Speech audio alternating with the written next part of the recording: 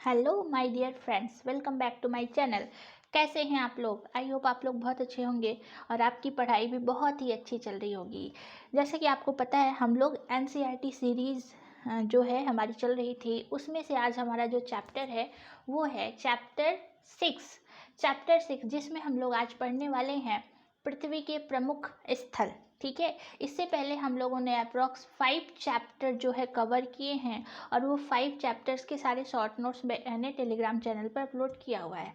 तो आज का हमारा जो चैप्टर है वो है पृथ्वी का प्रमुख स्थल रूप। तो आज हम लोग पढ़ने वाले हैं पृथ्वी के स्थल रूप को। तो चलिए फिर स्टार्ट करते हैं। आज हम लोग का जो चैप्टर है, आपको पता है चैप्टर 6 है पृथ्वी के प्रमुख स्थल रूप। स्टार्ट करने से पहले अगर आप इस चैनल पर नए हैं तो चैनल को सब्सक्राइब जरूर कर लीजिए। चलिए, आज स्थल रूप, स्थल मतलब लैंड, ठीक है, यानी आज हम लोग जो है लैंड के बारे में, स्थल के बारे में पढ़ने वाले हैं। आपने इसमें कुछ स्थल रूपों को जरूर देखा होगा, मतलब जैसे आप स्थल रूप देख रहे हैं ना इधर नीचे की साइड में, तो आपने बहुत सारे ऐसे स्थल रूप अपने आसपास देखे होंगे। आप देखेंगे कि पृथ्वी की सतह सभी जगह एक समान नहीं है। कहीं आपको पर्वत दिखाई देंगे तो कहीं आपको पठार या पहाड़ियाँ, कहीं पठार, ठीक है ना, कहीं आपको इस तरीके के मैदान दिखाई देंगे। बिल्कुल एकदम समतल नहीं है। पृथ्वी पर अनगिनत प्रकार के स्थल रूप हैं। स्थल मंडल के कुछ भाग ऊंचे नीचे तथा कुछ जो है समतल होते हैं। ठीक है, ये स्थल रूप दो प्रक्रियाओं के परिणाम स्वरूप बनते हैं। आपको जानकर आश्चर्य होगा कि मैदान जिस पर आप खड़े हैं उसमें धीरे धीरे गति हो रही है, मतलब कि वो भी मैदान, उसमें मूवमेंट होगा। मतलब जो पृथ्वी है हमारी ना, आपको पता है गतिशील है, मतलब स्थिर नहीं है, इसमें भी जो है मूवमेंट होता रहता है, क्योंकि हमारी पृथ्वी के अंदर प्लेट्स पाई जाती है और वो प्लेट्स या तो एक दूसरे के पास आती है या तो एक दूसरे से जो है दूर जाती हैं। ठीक है, इसलिए ये समतल नहीं है। स्थल मंडल के कुछ भाग ऊंचे नीचे तथा समतल होते हैं। ये स्थल रूप दो प्रक्रियाओं के परिणाम स्वरूप बनते हैं। आपको यह जानकर आश्चर्य होगा कि मैदान जिस पर आप खड़े हैं उसमें धीरे धीरे जो है गति हो रही है। पृथ्वी के अंदर लगातार गति हो रही होती है और प्रथम या फिर आंतरिक प्रक्रियाओं के कारण बहुत से स्थानों पर पृथ्वी की सतह कहीं ऊपर तो कहीं धंस जाती है। कहीं पर आपको उठी हुई दिखाई देगी तो कहीं आपको इस तरीके के धंसी हुई दिखाई देगी। ठीक है, देखिए एक फैक्ट है जो कि इसमें बोला जा रहा है, पहाड़ी वह स्थलीय भाग है जो कि आसपास की भूमि को उठी होती है। मतलब पहाड़ी क्या होती है, अगर हम पर्वत की बात करें तो पर्वत काफ़ी ऊंचा होता, जो पहाड़ियाँ होती है ना वो आसपास का भाग जो थोड़ा सा भूमि से ऊपर उठा हुआ हो तो वो पहाड़ी उसको कहते हैं, जो कि 600 मीटर से अधिक ऊंचाई एवं खड़ी ढाल वाली पहाड़ी को पर्वत कहा जाता है। अगर ऊंचा है, 600 मीटर ऊंचा है, तो वो आपका, और ढाल एकदम खड़ी है तो वो आपका पर्वत कहलाएगा। और 8000 मीटर से कुछ पर्वत के नाम बताइए, मतलब जैसे हमारा हिमालय माउंटेन हो गया 6000 मीटर्स है, और भी बहुत सारे एंडीज़, रॉकीज़, ऐसे बहुत सारे आपको एग्जाम्पल मिल जाएंगे। ठीक है, तो इस तरीके से आप देखेंगे पृथ्वी पर अलग अलग प्रकार की आकृति आपको दिखाई देगी। इधर आपको पहाड़ी देखने को मिलेगा, इधर पर्वत है, ठीक है, इधर पठार है, ये भी पर्वत है, झील है, नदी, ये डेल्टा होता है जब नदियाँ अपना जल गिराती हैं, और इस तरीके से, ठीक है ना, इस तरीके की आकृति बनती है। प्रायद्वीप होता है, तट होता है, ये सारी चीज़ें हम लोग एक एक पढ़ेंगे। समुद्र होगा, द्वीप होंगे, और ये जल संधियाँ होंगी जो जो दो जल समूह को जोड़ती है। तो ये इस तरीके से पूरा जो स्थल है आपको बराबर नहीं दिखाई देगा, कहीं छोटा तो कहीं बड़ा दिखाई देगा। चलिए आगे देखते हैं। दूसरी प्रक्रिया स्थल के लगातार बनने एवं टूटने की प्रक्रिया होती है। मतलब ये स्थल या तो या बन रहे होते हैं या टूट रहे होते हैं। पृथ्वी की सतह से के टूट कर घिस जाने को अपर्दन कहते हैं। मतलब जो पृथ्वी की सतह होता है, अगर वो टूट जाए तो उसको क्या कहेंगे, उसको बोलते हैं अपर्दन। अपर्दन की क्रिया के द्वारा सतह नीची हो जाती है तथा निक्षेपण की प्रक्रिया के द्वारा इनका फिर से जो है निर्माण हो जाता है। ठीक है, अपर्दन मतलब जैसे मान लीजिए कोई पत्थर का टुकड़ा है, वो घिस रहा है, तो वो घिसने के बाद वो एक ऐसी स्थिति है, वो टूट करके धीरे धीरे टूटने लगता है, तो उसको क्या बोलते हैं, अपर्दन। ठीक है, और इसी तरीके से अपर्दन की जो सतह होती है वह नीचे की तरफ धंस जाती है और वो निक्षेपण की प्रक्रिया के द्वारा इनका फिर से निर्माण होने लगता है। ये दो प्रक्रियाएं बहुत बहते हुए जल, वायु, बर्फ, जैसे मान लीजिए पहाड़ है, अब इसमें हवा चल रही है, बारिश हो रहा है, सब इस पहाड़ पे आके कोई भी मौसम हो, जल, वायु, बर्फ, ये सब यहाँ पे गिर रहे हैं। तो हम विभिन्न स्थल रूपों को उनकी ऊंचाई, ढाल के आधार पर पर्वत, पठार एवं मैदानों में वर्गीकृत करते हैं। ठीक है, अब देखिए पर्वत क्या होता है। माउंटेन, माउंटेन को समझिएगा। पृथ्वी मतलब पर्वत पृथ्वी की सतह की प्राकृतिक ऊंचाई है। पर्वत का शिखर बहुत छोटा एवं आधार चौड़ा होता है। यह आसपास के क्षेत्र से बहुत ऊंचा होगा और कुछ पहाड़ बादलों से भी ऊंचे होते हैं। जैसे आप ऊंचाई पर जाएंगे, जलवायु जो है आपको बहुत ठंडी, मतलब आप अगर नीचे हैं और नीचे से ऊपर की तरफ जाते हैं तो जलवायु आपको कैसे दिखाई देगी? ठंडी, ठीक है ना, ठंडी जलवायु दिखाई देगी। कुछ पर्वत पर हमेशा जमी रहने वाली बर्फ, मतलब कुछ पहाड़ ऐसे कि जहाँ जैसे हिमालय माउंटेन वगैरह, हिमालय की ऊंचाई आपको अप्रॉक्स 6000 मीटर है, तो उसमें तो 48-4500 तक तो पूरा बर्फ ही जमा हुआ है। ठीक है, तो वहाँ से जब वो बर्फ पिघलती तो वहाँ से नदियाँ, जैसे गंगा, यमुना, ये सारी नदियाँ जो है वहाँ से बह के आगे निकलती ग्लेशियर से, तो उसी को हिमानी कहा जाता है। बर्फ का जो पानी पिघलता है तो उसको क्या बोलते हैं? हिमानी। यहाँ इसको नोट कर लीजिएगा, ठीक है ना। कुछ पर्वत पर हमेशा जमी रहने वाली बर्फ की नदियाँ होती है, उसको क्या बोलते हैं? हिमानी कहते हैं। यहाँ कुछ ऐसे भी पर्वत होते हैं जो समुद्र के भीतर हैं तथा जिन्हें आप देख नहीं सकते। कठोर जलवायु होने के कारण पर्वतीय क्षेत्रों में बहुत कम लोग निवास करते हैं। वहाँ का धरातल खड़ी ढाल वाला होता है तथा कृषि योग्य भूमि की कमी होती है, मतलब वहाँ का धरातल जो है काफ़ी ढाल होगा, ठीक है ना, क्योंकि पहाड़ से नदियाँ आ रही हैं, इसलिए वहाँ पे उतना कृषि नहीं होती है।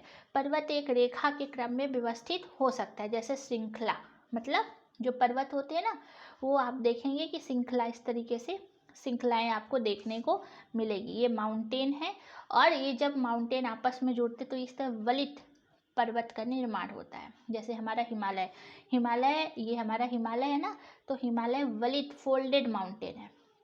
कैसा माउंटेन है? हिमालय वलित पर्वत।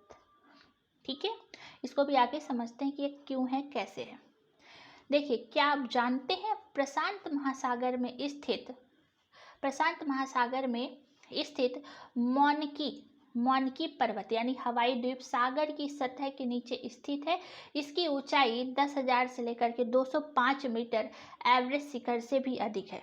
जो प्रशांत महासागर है ना, प्रशांत महासागर में स्थित मौनकी, ठीक है, मौनकी पर्वत सागर की सतह के नीचे स्थित है। इसकी ऊंचाई लगभग 10,205 मीटर है, जिसको बोलते हैं जो एवरेज शिखर से भी अधिक है। याद रखिएगा, बहुत इंपॉर्टेंट है, इसको नोट कर लीजिएगा शॉर्ट नोट्स में अपने। प्रशांत महासागर में स्थित मौनकी माउंटेन जो हवाई आइलैंड पर है, बहुत सुंदर सा द्वीप है, वो सागर की सतह के एकदम से नीचे है और उसकी ऊंचाई जो है एवरेस्ट, हमारा जो माउंट एवरेस्ट है 8,848 मीटर है ना, माउंट एवरेस्ट, तो बट वो जो है इससे भी ऊंचा 10,205 मीटर। क्लियर? चलिए आप देखिए, कहा जाता है बहुत से पर्वतीय तंत्र समानांतर श्रृंखलाओं के क्रम में होते हैं जो सैकड़ों किलोमीटर में फैले हुए होते हैं। हिमालय, आल्प्स तथा एंडीज क्रम से, जैसे अगर देखा जाए तो बहुत सारे ऐसे माउंटेन हैं जो आपको सीरीज देखने को मिलेगा। Himalaya, Alps, Andes, Asia, Europe, दक्षिणी अमेरिका, ये सभी पर्वत श्रृंखलाएं हैं। पर्वतों की ऊंचाई एवं आकार में विभिन्नता, सभी पर्वत एक दूसरे से बिल्कुल आकार में भिन्न होते हैं, उनकी ऊंचाई बिल्कुल अलग होती है। पर्वत 3 प्रकार के होते हैं, वेरी इंपॉर्टेंट। वलित पर्वत, भ्रंशोत्त पर्वत, ठीक है, जिसको फोल्डेड माउंटेन कहते हैं, और एक होता है ज्वालामुखी पर्वत, मतलब वलित को फोल्डेड माउंटेन कहते हैं, और एक होता है भ्रंशोत्त पर्वत, ठीक है, और एक होता है आपका ज्वालामुखी पर्वत। हिमालय तथा आल्प्स वलित पर्वत, एग्जाम्पल याद रखिए, क्वेश्चन पूछता है कि वलित पर्वत के उदाहरण बताइए, तो आपको क्या बताना है? हिमालय और आल्प्स माउंटेन। क्या बताएंगे आप लोग? हिमालय और आल्प्स माउंटेन, जिनकी सतह बहुत ऊबड़ खाबड़ है, शिखर शंक्वाकार है। शिखर कैसा है? शंक्वाकार। भारत की आरावली श्रृंखला विश्व की सबसे पुरानी पर्वत श्रृंखला, मतलब भारत का सबसे पुराना पर्वत कौन सा माना जाता है? आरावली, राजस्थान में आपको देखने को मिलेगा। ये राजस्थान से स्टार्ट होता है, दिल्ली के मजनू हिल तक इसका विस्तार है। ठीक है। अपर्दन की प्रक्रिया के कारण यह श्रृंखला घिस गई है, मतलब ये जो पुरानी सबसे पुरानी है तो इसमें अपर्दन होते रहता है, हवाएं चलती हैं, बारिश आता है, ये सब तो उसकी जो श्रृंखलाएं हैं ऊपर से थोड़ा थोड़ा घिस गई हैं। उसी प्रकार से उत्तरी अमेरिका के आल्प्स पर्वत या रशिया का यूराल माउंटेन गोलाकार दिखाई देते हैं, उनकी ऊंचाई कम है, क्योंकि देखिए जब अपर्दन होता है ना तो जो शंक्वाकार ऊपर का हिस्सा होता है वो धंस जाता है, और जब वो धंस जाता है तो वो थोड़ा सा आपको ऐसा गोला मतलब गोलाकार दिखाई देने लगा, जो ऐसा था तो ये ऐसा दिखाई देने लगेगा। ठीक है, तो आई होप आपको समझ में आ गया होगा। तो यूराल पर्वत गोलाकार दिखाई देते हैं, इनकी ऊंचाई कम है, ये बहुत पुराने वलित पर्वत हैं। जब बहुत बड़ा भाग टूट जाता था तथा ऊर्ध्वाधर रूप से विस्थापित हो जाता है तो उसे भ्रंशोत्त पर्वत कहते हैं। मतलब बहुत बड़ा हिस्सा जब वह अचानक से टूट जाए तो उसको क्या बोलते हैं, भ्रंशोत्त पर्वत। ठीक है ना। भ्रंशोत्त पर्वत का निर्माण होता है, जैसे अभी चित्र में हम देखते हैं। ऊपर उठे हुए खंड को उत्खंड या हॉस्ट कहते हैं तथा नीचे हुए खंड को द्रोणिका भ्रंश या ग्राबेन कहा जाता है। वेरी वेरी इंपॉर्टेंट, ये क्वेश्चन आया हुआ भी है। देखिए आप चित्र में समझिए, ये कुछ इस तरीके का है। ठीक है, इस तरीके का है, मतलब ये जो है दो प्लेट्स थी, मान लीजिए ये दो प्लेट्स थी, और ये जो है एक दूसरे से मतलब जो नीच का हिस्सा था वो धंसने लगा।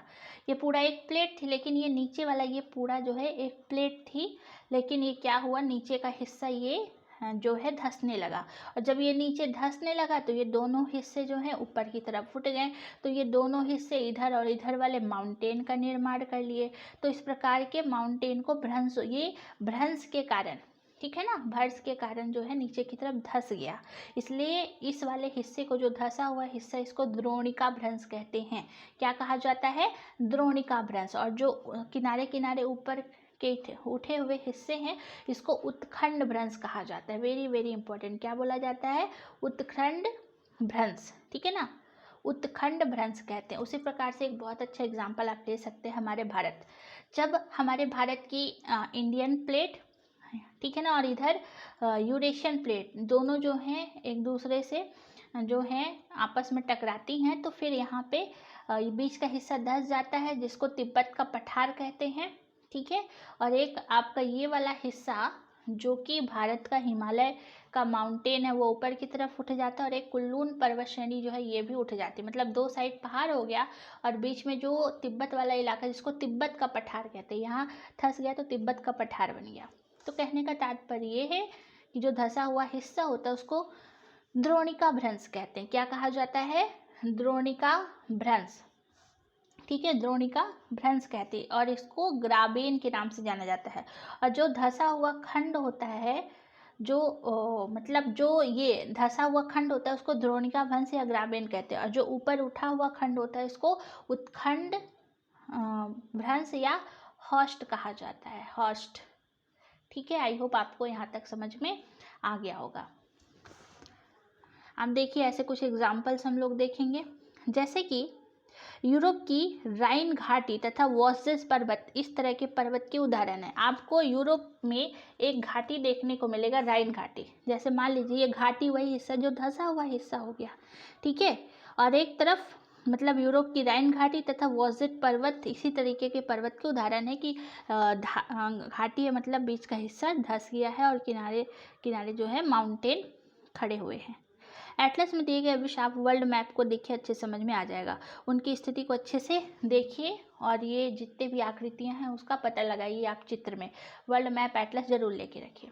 अब देखिए ज्वालामुखी पर्वत ज्वालामुखी क्रियाओं के कारण ही होते, मतलब जो ज्वालामुखी, अब दूसरा जो प्रकार है ज्वालामुखी माउंटेन, ज्वालामुखी जब फटता है, जैसे मान लीजिए ज्वालामुखी विस्फोट हुआ, ठीक है ना, ज्वालामुखी विस्फोट हुआ, तो जब ज्वालामुखी अंदर से निकलता है, निकलने के बाद ये लावा निकलता है, ठीक है, लावा निकलने के बाद ये वाला जो हिस्सा है वो सूख जाता है पूरा, मतलब कि जो लावा था वो ठंडा हो गया पूरी तरफ से, और ऊपर निकला और निकला तो ऊपर जाते जाते ये पूरी तरीके से क्या हुआ, ठंडा हो गया, और जब ठंडा हो जाता है तो पर्वत का निर्माण कर लेता है। तो इस प्रकार के माउंटेन को ज्वालामुखी पर्वत कहते हैं। और इसी प्रकार से एक अच्छा एग्जाम्पल आप देखेंगे अफ्रीका का माउंट किलिमंजारो, अफ्रीका में आपको देखने को मिलेगा माउंट किलिमंजारो, और जापान का फ्यूजियम। ये क्वेश्चन बहुत इंपॉर्टेंट है, जो एग्जाम्पल्स हम बता रहे हैं ना। अगर पूछेगा क्वेश्चन कि आप भ्रंशोत्त पर्वत का उदाहरण बताइए, आपको बताना है यूरोप की राइन घाटी और वोजेस पर्वत, ठीक है ना। और अफ्रीका का माउंट किलिमंजारो और जापान का फ्यूजियामा ज्वालामुखी का एग्जाम्पल है, ठीक है। और जो एक वॉल्केनो, वो जो हमने हिमालय वाला एग्जाम्पल बताया ना, हिमालय वाला एग्जाम्पल, वो वॉल्केनो उसका एग्जाम्पल है आपका जो वलित पर्वत है, ठीक है ना, फोल्डेड माउंटेन, वो उसका एग्जाम्पल आगे आपको देखने को मिलेगा। तो चलिए आगे बढ़ते हैं। पर्वत बहुत ही लाभदायक होते हैं। पर्वत जल के संग्रहागार होते हैं। बहुत सी नदियों का स्रोत पर्वत से स्थित हिमानियों में होता है। जलाशयों के जल का लोगों तक पहुंचाया जाता है। पर्वतों के जल का उपयोग सिंचाई तथा पनबिजली के उत्पादन में किया जाता है। नदी घाटियाँ तथा वेदिकाएं कृषि के लिए उपयुक्त होती हैं, ठीक है। ये जो मतलब पर्वत होते हैं, इसका बहुत ज़्यादा इस्तेमाल होता है। पर्वतों में अलग अलग प्रकार की वनस्पतियां उगाई जाती हैं। जीव जंतु बहुत सारे पाए जाएंगे। वनों से हमें ईंधन, चारा, आश्रय, दूसरे उत्पादन जैसे गोंद हो गया, रेजिन हो गया, ये सब हमें प्राप्त होते हैं। सैलानियों के लिए पर्वतीय भाग भी बहुत अच्छा उपयुक्त स्थान माना जाता है। वे पर्वत की यात्रा उनकी प्राकृतिक सुंदरता को देखने के लिए, मतलब कि ये जो है ना माउंटेन्स पे लोग जाते हैं ना देखने के लिए, तो विभिन्न प्रकार के खेल भी, जैसा पैराग्लाइडिंग, हैंड ग्लाइडिंग, क्वेश्चन पूछता है कि पर्वत पे किस किस प्रकार के खेल देखने को मिलते हैं, ठीक है। अगर आप जा रहे हैं पर्वत में घूमने या कहीं हिल स्टेशन जा रहे हैं तो paragliding, hang gliding, river rafting तथा स्क्वेडिंग, ये सारा जो है ना आपको देखने को मिलेगा। पैराग्लाइडिंग हो गया, हैंड ग्लाइडिंग हो गया, रिवर राफ्टिंग हो गया तथा कुछ स्कीइंग पर्वतों के प्रचलित खेल हैं। क्या आप हिमालय में स्थित कुछ ऐसे स्थानों के नाम बता सकते हैं जहां ये खेल खेले जाते हैं, ठीक है। तो आप इसको याद रखिएगा। ये देखिए हमारा माउंटेन है, ये कितना सुंदर सा, ये ज्वालामुखी पर्वत का एग्जाम्पल है। ये आप देख रहे हैं ज्वालामुखी पर्वत। ये जब ज्वालामुखी नीचे से निकलता है तो इस तरीके से लावा निकलता है, पूरा लावा निकलता है, चारों तरफ से निकलता है और फिर यही लावा जो है ठंडा हो जाता है। जब ये ठंडा होता है चारों तरफ से, तो फिर अगर बहुत ऊंचाई पर है तो ऊपर से बर्फ जम जाएगा। जब ऊपर से बर्फ जम जाता है तो कुछ इस तरीके से ये पर्वत का निर्माण करता है, ठीक है। अब पठार क्या होता है, ठीक है। पठार क्या है, देखिए पर्वत तो हमने देख लिया। पठार बहुत ऊंचा नहीं होता। पठार उसे कहते हैं जिसकी ऊंचाई क्या हो, कम हो, उसको हम पठार कहते हैं। पठार उठी हुई एक सपाट भूमि होती है। ये देखिए सपाट है ना ऊपर से, यह आसपास के क्षेत्रों से अधिक उठा हुआ होता है तथा इसका ऊपरी भाग मेज के समान सपाट होता है, इस तरीके से, ठीक है ना, एकदम सपाट होता है ये मैदान वाला हिस्सा। किसी पठार एक या एक से अधिक किनारे होते हैं जिनके ढाल खड़े होते हैं। पठारों की ऊंचाई प्राय कुछ 100 मीटर से लेकर कई हजार मीटर तक हो सकती है। पर्वतों की तरह पठार भी नए या पुराने हो सकते हैं। भारत में दक्कन पठार पुराने पठारों में से एक है। जैसे मान लीजिए तंजानिया, केन्या, ठीक है ना, युगांडा का पूर्वी अफ्रीका पठार, ऑस्ट्रेलिया का पश्चिमी पठार, ये सब जो है पठार के एग्जाम्पल है। केन्या में आपको देखने को मिला, केन्या, तंजानिया, युगांडा, ये सब पूर्वी अफ्रीका पठार, ऑस्ट्रेलिया का पश्चिमी पठार इस प्रकार के उदाहरण है। तिब्बत का पठार, विश्व का सबसे ऊंचा पठार कौन सा है? तिब्बत का पठार आपको चाइना में देखने को मिलेगा, जिसकी ऊंचाई मध्य समुद्र से लगभग 4000 से 6000 मीटर तक है। इतना ऊंचाई है, 4000 से 6000 मीटर जो है इसकी ऊंचाई है। पठार बहुत उपयोगी होते हैं क्योंकि उनमें खनिजों की प्रचुरता होती है। बहुत सारे खनिज आपको यहाँ देखने को मिलेंगे। यहाँ यही कारण है कि विश्व के बहुत से खनन क्षेत्र पठारी भागों में स्थित हैं। अफ्रीका का पठार सोना एवं हीरो के खनन के लिए प्रसिद्ध है और भारत में छोटा नागपुर का पठार लोहे के लिए, बहुत इंपॉर्टेंट। अफ्रीका का पठार सोना और हीरा के लिए, ठीक है। और भारत का छोटा नागपुर का पठार किस लिए है? लोहा, कोयला, मैंगनीज के लिए। यहाँ बहुत सारा भंडारण पाया जाता है। पठारी क्षेत्रों में बहुत से जलप्रपात यानी वाटरफॉल भी हैं, क्योंकि यहाँ नदियाँ ऊंचाई से गिरती है। भारत में छोटा नागपुर का पठार स्वर्ण रेखा नदी पर स्थित है। जो भारत का छोटा नागपुर का पठार है वह स्वर्ण रेखा नदी पर स्थित है। हुंडरू जलप्रपात, कर्नाटका में जोग जलप्रपात, इस प्रकार के जलप्रपातों के उदाहरण हैं। याद रखिएगा, बहुत से ऐसे जलप्रपात हैं जो बड़े सुंदर सुंदर आपको देखने को मिलेंगे। जैसे छोटा नागपुर पठार जो है एक स्वर्ण रेखा नदी, ठीक है, जो कि छोटा नागपुर पठार से गुजरती है। वहीं पर स्थित आपको हुंडरू जलप्रपात, कौन सा जलप्रपात? हुंडरू। और कर्नाटका में जोग जलप्रपात, इस प्रकार के जलप्रपात आपको देखने को मिलेंगे। लावा पठार में काली मिट्टी की प्रचुरता होती है जो बहुत ही उपजाऊ है एवं खेती के लिए काफ़ी अच्छी मानी जाती है। कई पठार में रमणीय स्थल भी होते हैं, मतलब घूमने वाला स्थान जो पर्यटकों को आकर्षित करते हैं। ठीक है, ये कुछ इस तरीके से आपको पठार दिखाई देगा, मतलब ऊपर का जो हिस्सा होता है बिल्कुल आपको सपाट समतल दिखाई देगा। ठीक है, तो आई होप आपको यहाँ तक समझ में आ गया होगा। कोई भी प्रॉब्लम हो रही नीचे कमेंट में ज़रूर बताइएगा। अब हम लोग चलते हैं मैदान क्या होता है, मैदान की तरफ। मैदान समतल भूमि के बहुत बड़े भाग होते हैं। वे सामान्यतः मध्य समुद्री तल से 200 मीटर से अधिक ऊंचे नहीं होते, मतलब इसकी जो ऊंचाई है मैदान से 200 मीटर से अधिक ऊंचे नहीं होते। कुछ मैदान काफ़ी समतल होते हैं और कुछ उर्मिल तरंगित होते हैं। अधिकांश मैदान नदी और उनकी सहायक नदियों के किनारे बने हुए होते हैं। नदियाँ पर्वत के ढालों पर नीचे की ओर बहती है, उन्हें अपर्दित कर देती है। वे अपरदित पदार्थों को अपने साथ आगे की ओर ले जाती है। अपने साथ ढोए जाने वाले पदार्थ जैसे पत्थर, बालू, सिल्ट को वे घाटियों से निक्षेपित कर देती। इन्हीं निक्षेपणों के मैदान का निर्माण होता है।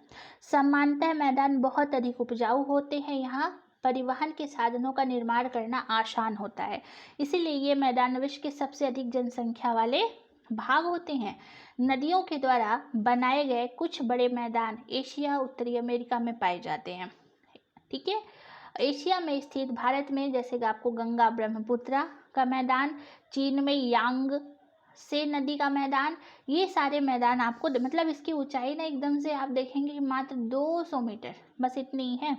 ठीक है, और बहुत सारे पूरे विश्व में बहुत अधिक जनसंख्या वाला भाग होता है मैदान, यहीं पर बहुत ही अधिक जनसंख्या भी रहती है। ठीक है, मैदान मनुष्य के रहने के लिए सबसे उपयोगी क्षेत्र माना जाता है। जनसंख्या बहुत अधिक होती है क्योंकि मकानों के बनने तथा खेत समतल भूमि होती है। उपजाऊ मिट्टी के कारण यह भाग खेती के लिए काफ़ी उपयुक्त है।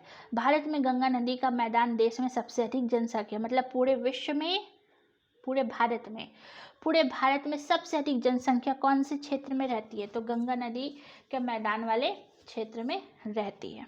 ठीक है, अब बात करते स्थल रूप और लोग। स्थल रूपों की विभिन्नता के अनुरूप ही मानव विभिन्न प्रकार के जीवन यापन करते हैं। मतलब अगर भूमि पर, पृथ्वी पर अगर जल ना होता, पेड़ ना होते, पौधे ना होते, वायु ना होती, वायुमंडल ना होते, तो क्या हमारा जीवन संभव था? बिल्कुल नहीं। सारी चीज़ें एकदम परफेक्ट होनी चाहिए। पर्वत, पठार, मैदान सब होने चाहिए। पर्वतीय क्षेत्रों का जीवन थोड़ा सा कठिन होता है। अगर हम लोग नॉर्मल रह रहे हैं ना, तो हम लोग का जीवन नॉर्मल मैदानों में आसान होता है, लेकिन जो पर्वत में रह रहे हैं तो उनको चढ़ना, उतरना, यातायात सब कितनी कठिनाइयों का सामना करना पड़ता है। मैदानी क्षेत्रों का जीवन पर्वतीय क्षेत्रों की तुलना में थोड़ा सा ईजी होता है, सरल होता है। मैदानों में फसलें उगाना, घर बनाना, सड़कें बनाना पर्वतीय क्षेत्र की तुलना में अधिक जो है आसान होता है। मतलब यहाँ पर आपको उगाना, घर बनाना, सड़कें बनाना पर्वतीय क्षेत्र की तुलना में थोड़ा आपको नॉर्मल मैदानों में अधिक आसान देखने को मिलेगा। विभिन्न प्रकार के स्थल रूपों में रहने वाले लोगों के रहन सहन और उनके तरीके में कुछ अंतर देखने को मिलेगा। क्या आप उनमें से कुछ अंतरों को बता सकते हैं? कभी कभी प्राकृतिक आपदाएं जैसे भूकंप, ज्वालामुखी, उद्गार, तूफान, बाढ़ या बहुत विनाश कर देते हैं। इन आकस्मिक घटनाओं के बारे में जागरूकता पैदा करके हम इनमें आने वाले खतरों को जो है कम कर सकते हैं। हम कितने तरीकों से जल एवं स्थलों का उपयोग में ला सकते हैं, इसका पता हम अपने आसपास के क्षेत्रों में लगा सकते हैं। प्रायः हम स्थल का प्रयोग गलत तरीके से करते हैं, जैसे उपजाऊ भूमि पर मकानों का निर्माण। इस प्रकार हम लोग कूड़ा किसी भी भूमि पर या पानी फेंक देते हैं ऐसे ही नॉर्मल, ठीक है, जो उन्हें गंदा कर देता है। और हमें प्रकृति के इस महत्वपूर्ण वरदान का उपयोग इस प्रकार बिल्कुल नहीं करना चाहिए। ये देखिए, ये क्वेश्चन भी आता है, रस्सी का पुल कहाँ तैयार किया जाता है? अरुणाचल प्रदेश, ठीक है ना। आगे देखिए क्या बोल रहा है, उपलब्ध भूमि केवल हमारे ही उपयोगी के लिए नहीं है, बल्कि हमारा कर्तव्य है कि हम आगे आने वाले पीढ़ियों के लिए सुरक्षित उसको रखें। और अगर आप इस तरीके से कचरा वगैरह फैलाएंगे तो देखिए किस प्रकार से नदी जो है प्रदूषित हो चुकी है, ठीक है। इसलिए हमारे भारत सरकार के द्वारा बहुत सारे स्वच्छ भारत मिशन जैसे अनेक कार्यक्रम चलाए गए। स्वस्थ शरीर में स्वस्थ मस्तिष्क निवास करता है और स्वस्थ शरीर के लिए स्वच्छ पर्यावरण अति आवश्यक है। और विशेष रूप से साफ जल, वायु, स्वच्छ वातावरण प्राथमिक आवश्यकताएं। इन सभी प्राथमिक आवश्यकताओं को सभी लोगों को सुलभ कराने हेतु भारत सरकार के द्वारा स्वच्छ भारत मिशन कार्यक्रम जो है चलाया गया, ठीक है। तो आई होप आपको यहाँ तक समझ में आ गया होगा। ये देखिए कुछ इस तरीके का चित्र है जहाँ ये लोग रहते हैं, ठीक है। ये देखिए, ये इलाका जो आपको ईस्ट का दिखाई देगा, जो पहाड़ों पर आसाम वगैरह में, ठीक है, दार्जिलिंग में इस तरीके से चाय उगाते हैं। ये देखिए पहाड़ों पर कैसे घर बना के रह रहे हैं। इनका जीवन थोड़ा सा कठिनाई भरा होता है, ये इस तरीके से समुद्र में रहते हुए, और ये पूरा बर्फ़ वाला इलाका। तो आई होप आपको ये वीडियो और ये चैप्टर समझ में आया हो। काफ़ी इजी चैप्टर था, बस आपको इसमें थोड़ा सा जो इतने प्रकार हैं इसको अच्छे से ध्यान में रखना है। अदरवाइज़ ये बहुत ही ईजी चैप्टर था। इसके भी शॉर्ट नोट्स आपको प्रोवाइड हो जाएंगे। टेलीग्राम चैनल लिंक है, आप वहाँ पर जाके ज्वाइन कर लीजिए, शॉर्ट नोट्स मिल जाएगा। अगर कोई प्रॉब्लम हो या फिर कोई क्वेश्चन हो नीचे कमेंट में ज़रूर बताइएगा। अगर वीडियो आपको पसंद आए तो लाइक शेयर सब्सक्राइब जरूर कर लीजिए। Thank you so much. जय हिंद।